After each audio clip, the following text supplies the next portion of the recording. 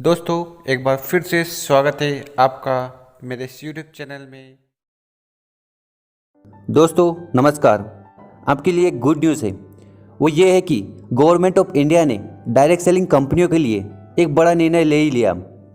Consumer affair minister ने consumer protection direct selling rules 2021 बना दिए हैं।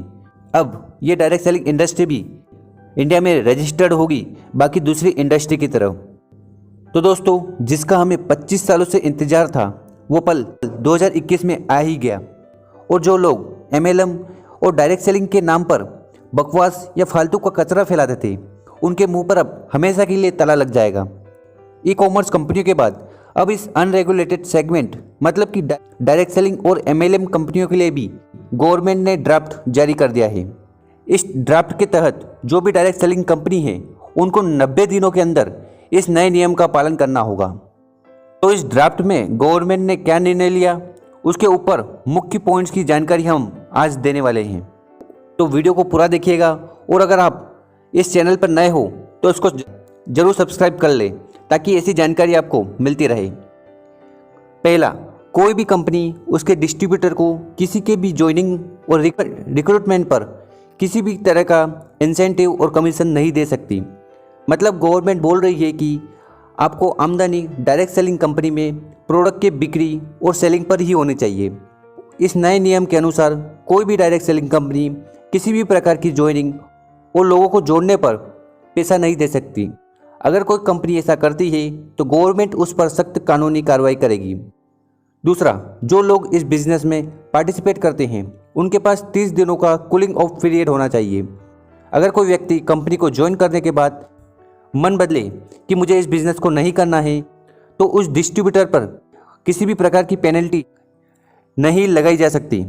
इसके साथ ही अगर इन 30 दिनों के अंदर नए डिस्ट्रीब्यूटर ने कुछ प्रोडक्ट डायरेक्ट सेलिंग कंपनियों से लिए हैं, तो प्रोडक्ट रिफंड होने चाहिए।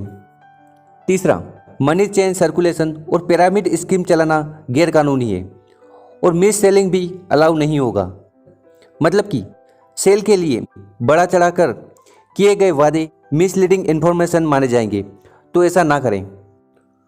चौथा, किसी भी डायरेक्ट सेलिंग कंपनी को department for promotion of industry and internal trade यानी कि DPIIT में अपने आप को रजिस्टर करना होगा, और साथ में उस कंपनी को जो भी रजिस्टर नंबर दिया जाएगा, तो कंपनी को वह रजिस्टर नंबर उसकी वेबसाइट और हर एक इनवॉइस में मेंशन करना हो कंपलसरी है।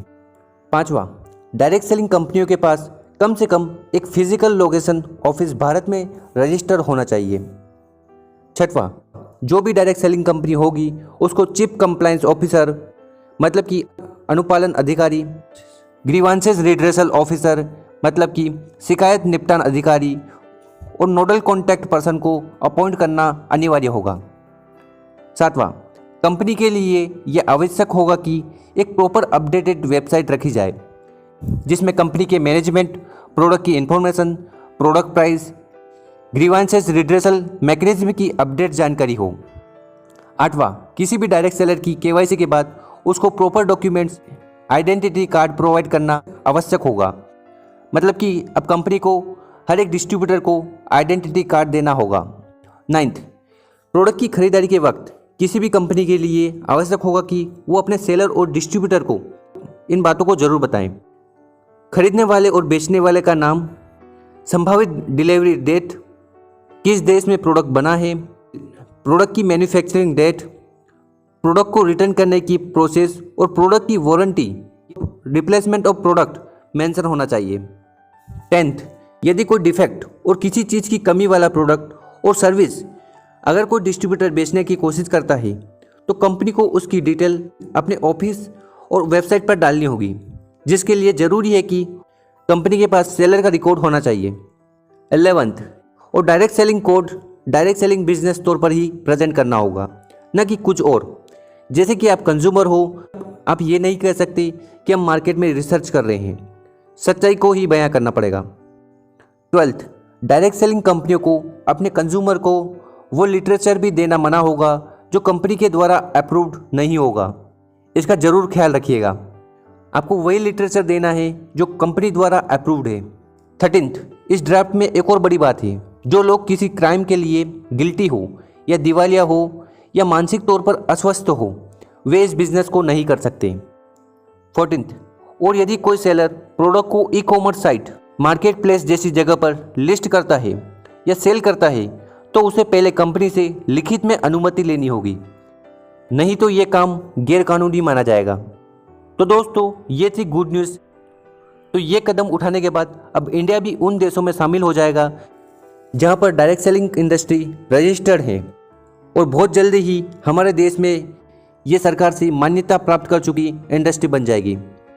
तो ये बात कही है IDSA ने।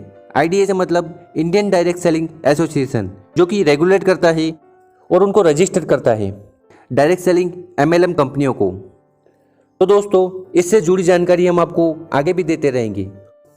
और मैं आपको बता दूं, अब से वो सारी कंपनियां चलेगी जिसके पास प्रोडक्ट्स है, और बाकी जिनके पास प्रोडक्ट्स नहीं है उनका क्या होगा उसका पता हमें चल जाएगा। तो जिसके पास प्रोडक्ट्स है उनको चिंता करने की बिल्कुल ज़रूरत नहीं है। तो दोस्तों, उम्मीद करता हूँ दी हुई जानकारी आपको अच्छी लगी होगी। और इसके साथ अब आने वाला जो समय है वो MLM और डायरेक्ट सेलिंग इंडस्ट्री का है। तो ये वीडियो आपको न सिर्फ अपनी टीम बल्कि उन सारे लोगों को शेयर करना है जो इस इंडस्ट्री को बुरी नज़र से देखते हैं। धन्यवाद। अगर आप हमारे चैनल पर नए हो तो इस चैनल को जरूर सब्सक्राइब कर लें। इससे रिलेटेड वीडियो रेगुलर अपलोड करते हैं।